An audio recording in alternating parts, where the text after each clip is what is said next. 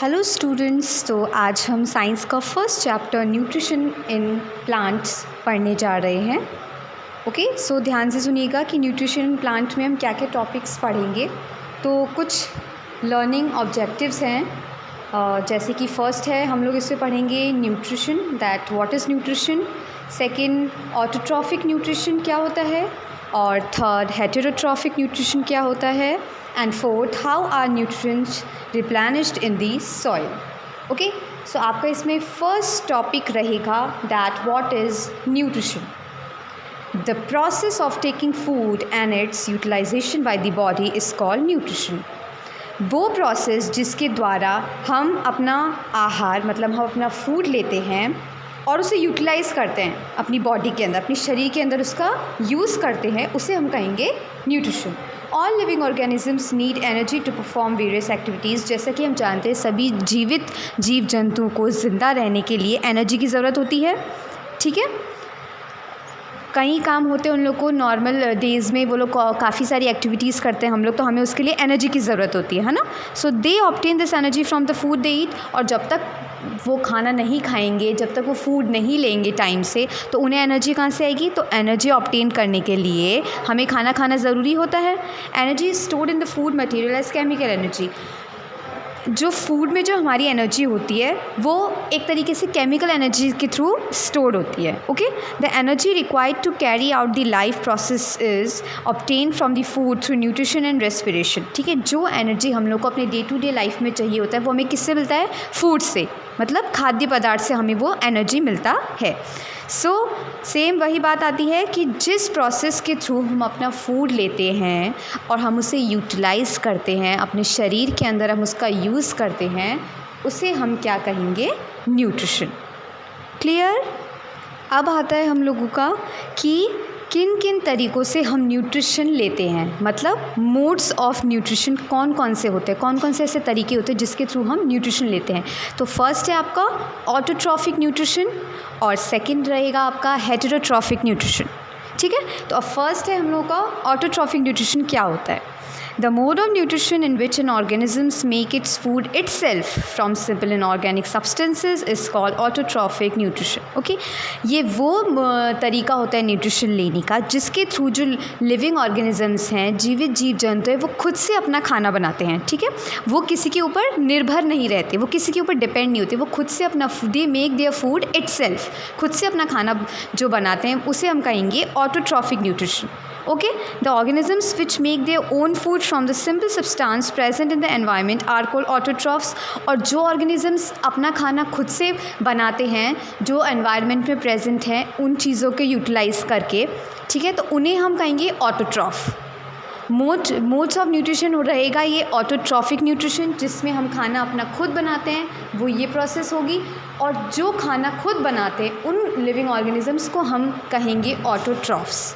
Okay, most green plants are autotrophs. ज़्यादातर क्या होता है, जो हरे पौधे होते हैं, हरे जो पेड़ होते हैं, वो ऑटोट्रॉफ्स में आते हैं। ठीक है, क्योंकि ये लोग किसी पे डिपेंड नहीं होते, प्लांट्स अपना खाना खुद बनाते हैं। किसके ज़रिए, एनवायरनमेंट में जो सनलाइट है, मतलब सूरज की किरणों से, बारिश के पानी से, हवा से, ये लोग अपना खाना खुद बनाते हैं। तो जिस प्रोसेस के थ्रू प्लांट्स अपना खाना कार्बन डाइऑक्साइड, वाटर, सनलाइट का यूज़ करके बनाते हैं, उस प्रोसेस को हम कहेंगे फोटोसिंथेसिस।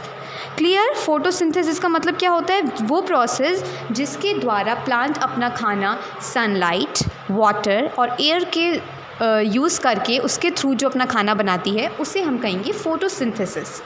ठीक है, फोटोसिंथेसिस में क्या होता है, जो हरे पेड़ पौधे होते हैं वो अपना खाना खुद बनाते हैं। ओके, कार्बन डाइऑक्साइड और वाटर की प्रेजेंस में वो अपना खाना खुद बनाते हैं, उसे हम कहेंगे फोटोसिंथेसिस। ओके, सो स्टूडेंट्स, अब नेक्स्ट पेज में जैसे कि आप देख सकते हैं सबसे ऊपर लेफ़्ट साइड में हम लोग को एक छोटा सा प्रोसेस बताया गया है फोटोसिंथेसिस का। जैसा कि आप देख सकते हैं, कार्बन डाइऑक्साइड जो हमें एयर से मिलता है प्लांट्स को, प्लस वाटर जो पानी वो जो मिट्टी से लेते हैं पेड़ पौधे, सॉइल से जो लेते हैं वो, उसके बाद सनलाइट। ओके, इससे क्या करते हैं, फूड इन तीनों चीज़ों के ज़रिए, carbon dioxide plus water plus sunlight के ज़रिए ये लोग क्या करते हैं, प्लांट ग्लूकोज बनाते हैं। ठीक है, अपने अंदर फूड स्टोर करते हैं। ठीक है। और उसके बाद क्या करते हैं, ऑक्सीजन क्रिएट करते हैं। ऑक्सीजन क्या करते हैं ये लोग हम लोगों को देते हैं।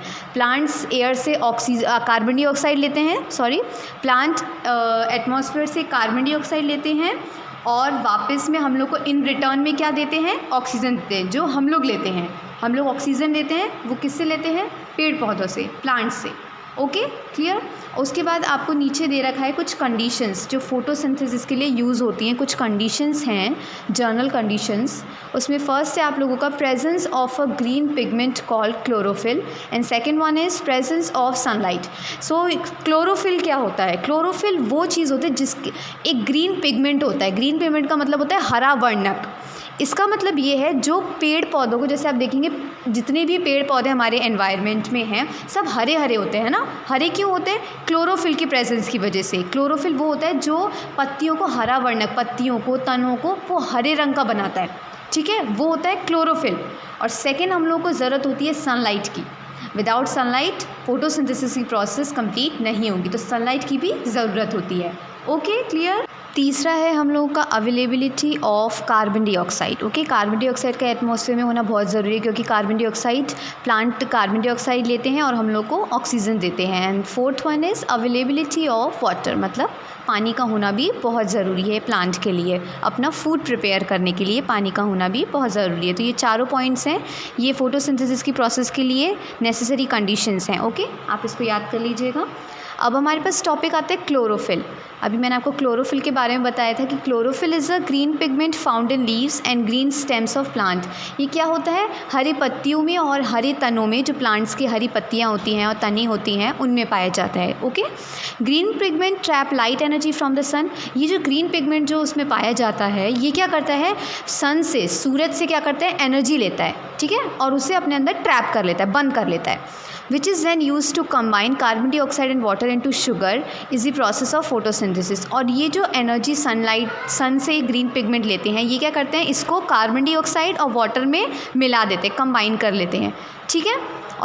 और अपनी प्रोसेस जो फोटोसिंथेसिस की प्रोसेस है उसको कंटिन्यू करके ये अपना खाना प्लांट्स बनाते हैं। ओके, सेकेंड है इसमें सनलाइट दे रखा है। सनलाइट क्या होता है, सोर्स ऑफ लाइट एनर्जी, ठीक है।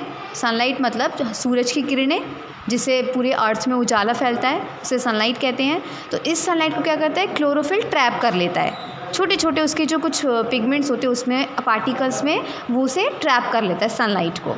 ओके, और कार्बन डाइऑक्साइड क्या होता है, plants take up the carbon dioxide from the atmospheric air through stomata presence on the under surface of the leaves.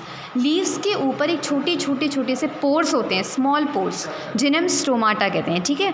तो प्लांट्स का होता है स्टोमाटा के थ्रू कार्बन डाइऑक्साइड लेते हैं।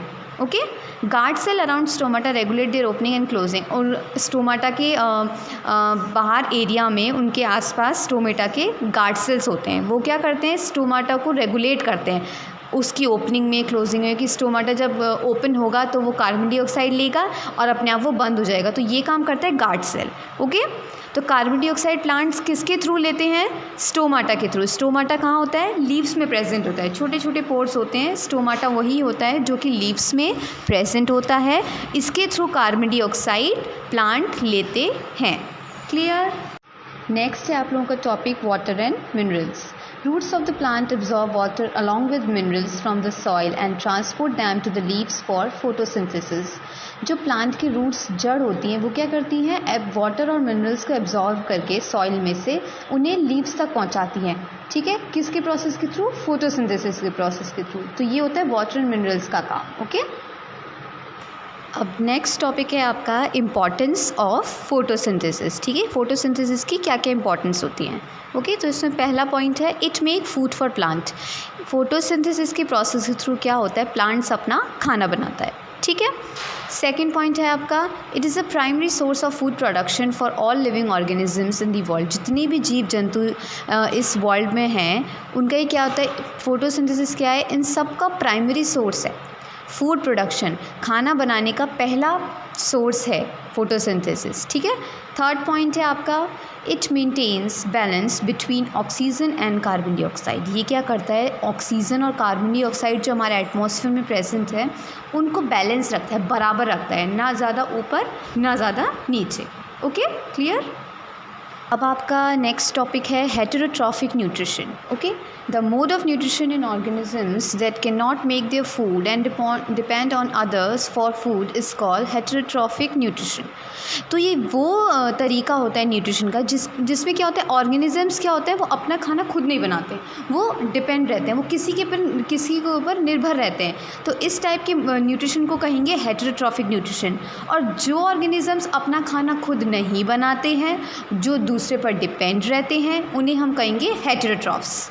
ओके, हेटेरोट्रॉफिक न्यूट्रिशन वो न्यूट्रिशन होता है जिसमें ऑर्गेनिजम्स डिपेंड रहते हैं, वो अपना खाना खुद नहीं बनाते हैं. ओके, जैसे कि एनिमल्स हुए, बैक्टीरिया हुआ, फंगी वगैरह हुआ, ये क्या करते हैं, अपना खाना खुद नहीं बनाते हैं. ये डायरेक्टली इनडायरेक्टली भी क्या करते हैं, या तो प्लांट्स पर निर्भर रहेंगे या किसी और चीज़ों पर डिपेंड रहते हैं. ठीक है, तभी इन्हें हम क्या कहेंगे, हेटेरोट्रॉफ्स.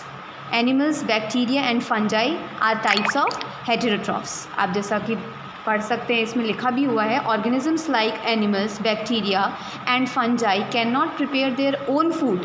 है ना, ये अपना खाना खुद नहीं बनाते हैं. दे आर डिपेंडेंट डायरेक्टली और indirectly on green plants for their food. ये डायरेक्टली भी और इनडायरेक्टली भी क्या होते हैं, प्लांट्स पर डिपेंड रहते हैं, प्लांट के ऊपर निर्भर रहते हैं अपने खाने के लिए. That is why they are often referred to as heterotrophs. इसी वजह से इन सबको हेटेरोट्रॉफ्स कहा जाता है. ओके, अब है हमारे पास हेटेरोट्रॉफिक प्लांट्स के कुछ टाइप्स होते हैं. हेटेरोट्रॉफिक प्लांट्स के 4 टाइप्स होते हैं. फर्स्ट है पैरासिटिक प्लांट, और सेकंड है आपका सैप्रोफाइटिक प्लांट्स, थर्ड है आपका इंसेक्टिवोरस प्लांट्स, और फोर्थ है आपका सिम्बायोटिक प्लांट्स. ये 4 टाइप के प्लांट्स होते हैं. ओके, तो अब हमारे पास आता है पैरासाइट्स. ओके, पैरासाइट्स क्या होते हैं, प्लांट्स और एनिमल्स विच लिव इन और on other living organisms and derive their food from them are called parasites. तो पैरासाइट्स वो प्लांट और एनिमल्स होते हैं जो क्या कहते हैं, दूसरे ऑर्गेनिजम्स से अपना खाना लेते हैं. ठीक है, वो डिपेंडेंट रहते हैं, तो उन्हें कहते हैं हम पैरासाइट्स. ओके, सो अब आप ये पैराग्राफ देखेंगे जिसमें कि दे रखा है that parasites draw nutrition from the living tissues of plant and animals. Parasites क्या करते हैं, जो प्लांट एंड एनिमल्स के अंदर जो न्यूट्रिशन होता है वो उसे लेते हैं. ठीक है, उससे क्या होता है, they can cause various disease, उससे काफ़ी बीमारियां भी फैलती, बीमारियां भी होती हैं, है ना. अ पैरासिटिक प्लांट में be either a stem parasite और अ रॉट पैरासाइट. या पैरासिटिक प्लांट या तो स्टेम पैरासाइट होगा, मतलब या तो वो अपनी तनियों से लेगा, या रॉट पैरासाइट या अपने रूट से लेगा. ओके, लेकिन मेनली वो जिस पे डिपेंड है, जिस पे वो ज़्यादा आसानी से ले सके. या तो स्टेम से आसानी से ले पा रहा है तो वो स्टेम पे डिपेंडेंट होता है, या तो अगर वो रूट से ले पा रहा हो तो रूट से डिपेंडेंट होता है. ठीक है, वो डिपेंड्स ऑन प्लांट. ठीक है, कि वो किस में ज़्यादा अच्छे से ईज़िली वो डिपेंडेंट हो सके, ईज़िली वो ले सके न्यूट्रिशन. उसके पैरासाइट्स की 2 टाइप्स होते हैं, आप देखेंगे दे रखा है इसमें, टोटल पैरासाइट्स और पार्शियल. टोटल पैरासाइट्स क्या होता है, जो पूरी तरीके से होस्ट पर डिपेंड होते हैं. होस्ट क्या होता है आपको बता दूं मैं, होस्ट वो लिविंग ऑर्गेनिजम्स होते हैं जिसके थ्रू, जो पैरासाइट्स होते हैं ना, उनके थ्रू लेते हैं न्यूट्रिशन, है ना.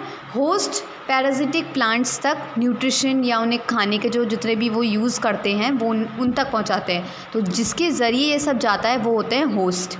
तो जो प्लांट पूरी तरीके से होस्ट पर डिपेंड होते हैं वो तो उन्हें हम कहेंगे टोटली पैरासिटिक प्लांट. ठीक है, उनमें कुछ आते हैं जैसे कस्कूटा हुआ, एपोडेंथिस हुआ, सर्टेन बैक्टीरिया हुआ, फंगाई हुआ, ये एक तरीके के टाइप्स हैं. ये है टोटली पैरासिटिक प्लांट. ओके, अब नेक्स्ट है आपका partial parasitic plant. Partial parasitic plants क्या होते हैं, the plant which makes a part of their food themself by photosynthesis. ये अपना खाना फोटोसिंथेसिस के थ्रू खुद ही बनाते हैं, but derive other components of food such as water, minerals from the host. लेकिन होस्ट इनके लिए क्या काम करते हैं, जो इन्हें चाहिए होता है अपना खाना बनाने के लिए, जैसे वाटर, मिनरल्स, ये चीज़ वो होस्ट से लेते हैं. बनाते खुद हैं, लेकिन जो चीज़ उन्हें चाहिए होती है कंपोनेंट्स फूड बनाने के लिए, जैसे वाटर, मिनरल्स, वो चीज़ वो होस्ट से लेते हैं. तो ये पार्शियल पैरासिटिक प्लांट. इसका भी एग्जाम्पल मैं दूंगी, एमार्बल दे रखा है, फंगाई दे रखा है, और मिस्टिल्टो एक फुल पार्शियली पैरासिटिक प्लांट है. ठीक है, क्लियर ऑल ऑफ यू, सबको क्लियर हो गया होगा कि टोटली पैरासिटिक प्लांट क्या है और हमारा पार्शियल पैरासिटिक प्लांट क्या है. ओके, तो अब हम पढ़ने जा रहे हैं that what is saprophytes. Okay, the plant which live on dead and decaying matter and derive their food from it are called saprophytes. ये वो plants होते हैं जो कहाँ रहते हैं, dead and decaying matter, मतलब गंदा कूड़ा या कोई decaying मतलब सड़ी हुई चीज़ों पे ये लोग रहते हैं, वहीं पे ग्रो करते हैं ये प्लांट्स और वहीं से अपना खाना लेते हैं. ठीक है, तो ये होते हैं सेप्रोफाइट्स. ये क्या करते हैं, saprophytes release enzymes to break down complex organic matter. Complex organic matter क्या होता है, जैसे जो वेस्ट मटेरियल होता है प्लांट और एनिमल्स या ह्यूमन बींग्स का जो वेस्ट मटेरियल होता है जो वो लोग एक्सक्रीट करते हैं, उस चीज़ को वो लोग क्या करते हैं, ब्रेक डाउन करते हैं थ्रू एंजाइम और उसको अपने यूज़ में लेते हैं. ठीक है, और उसका एक एग्जाम्पल आप नीचे देखेंगे, फंजाई. फंजाई एक ऐसा प्लांट होता है जो डेड एंड डिकेइंग जगहों पे, मतलब सड़ी कूड़ा जहाँ पे होता है या ख़राब चीज़ें होती है वहाँ पे अपने आप ग्रो करता है. ठीक है, और वहीं से अपना खाना लेता है. और इसका ये क्या काम करता है, ये जो कॉम्प्लेक्स ऑर्गेनिक मैटर होते हैं, जो waste of plants and animals होते हैं, जो वो लोग एक्सक्रीट करते हैं, जिनका जो वेस्ट मटेरियल होता है, ये उनको ब्रेक डाउन करके अपने लिए यूज़ करते हैं, उन्हें सिंपल सब्सटेंस बनाते हैं और अपने एज अ फूड वो उसे लेते हैं. ठीक है, अब हमारा थर्ड हेटेरोट्रॉफिक प्लांट का टाइप है इंसेक्टिवोरस. ठीक है, इसमें अब हम पढ़ेंगे that some green plants which grow in nitrogen deficient soil. इसका मतलब है कि कुछ ऐसे हरे प्लांट्स, ऐसे हरे पौधे जो उस ऐसी जगह पे ग्रो करते हैं जहाँ पे नाइट्रोजन की बहुत कमी हो, लैक ऑफ नाइट्रोजन, है ना, वो ऐसी मिट्टी में ग्रो करते हैं जिसमें नाइट्रोजन की बहुत कमी होती है. Have adapted to a very unique mode of nutrition to fulfil their nitrogen requirements. तो ये जो इंसेक्टिवोरस प्लांट्स होते हैं, ये प्लांट्स क्या करते हैं, ये बहुत ही अलग तरीका अपनाते हैं. इनका बहुत ही अलग तरीका होता है अपने नाइट्रोजन का रिक्वायरमेंट, अपनी नाइट्रोजन की ज़रूरत पूरी करने के लिए बहुत ही अलग इनका तरीका होता है. ये क्या करते हैं, इनके बॉडी पार्ट्स में कुछ ऐसी पार्ट्स होते हैं इनकी बॉडी में जो इंसेक्ट्स होते हैं, कीड़े मकोड़े, कहीं पे भी आपने देखा होगा उड़ के किसी भी प्लांट में, किसी पौधे में जाके उड़ के बैठ जाते हैं. लेकिन जो ये प्लांट होते हैं, ये क्या करते हैं, इनकी बॉडी में एक ऐसा मॉडिफाइड पार्ट होता है जो कि उन कीड़ों को क्या करता है, ट्रैप कर लेता है, अपने मुँह के अंदर बंद कर लेता है और उनसे वो क्या करते हैं, नाइट्रोजन की न्यूट्रिशन जो होता है वो अपनी फुलफ़िल करते हैं, पूरी करते हैं. ठीक है, कुछ ऐसे प्लांट जैसे कि अभी एग्जांपल भी इसमें दे रखा है पिक्चर्स में, देखिए आप, वीनस फ्लाई ट्रैप और दूसरा है पिक्चर प्लांट. ये इंसेक्टिवोरस प्लांट्स हैं. आप देख रहे होंगे जैसे वीनस फ्लाई ट्रैप, ये जो पिक्चर दे रखा है लेफ्ट साइड में, इसका मुंह कैसे खुला हुआ है, तो ये ऐसे ही इनका पार्ट होता है. ये क्या करते हैं, इसमें इंसेक्ट वगैरह कहीं से आके बैठ जाते हैं तो ये उन्हें बंद कर लेते हैं और उनसे वो अपनी न्यूट्रिशन ले लेते हैं. ठीक है, तो ये वो इंसेक्टिवोरस प्लांट्स हैं, ये क्या करते हैं, इंसेक्ट से अपना न्यूट्रिशन लेते हैं. क्लियर. नेक्स्ट हमारा टॉपिक रहेगा सिम्बायोन्स. ओके, तो a relation between two organisms where both benefit is called symbiosis. Symbiosis क्या होता है, जब दो ऑर्गेनिजम्स के बीच का जो रिलेशनशिप होता है और उससे जो हमको बेनिफिट मिलता है, प्लांट्स को जो बेनिफिट मिलता है दो ऑर्गेनिजम्स के रिलेशनशिप से, उसे कहते हैं सिम्बायोसिस. और उन ऑर्गेनिजम्स को क्या कहेंगे, सिम्बायोन्स. और वो जो प्रोसेस होती है उसे क्या कहेंगे, सिम्बायोटिक रिलेशनशिप. ओके, तो उसका एक हमारे पास कॉमन एग्जांपल है लाइकन. ये क्या करता है, दो ऑर्गेनिजम्स का ये एसोसिएशन, एक है अलगा और दूसरा है फंजाई.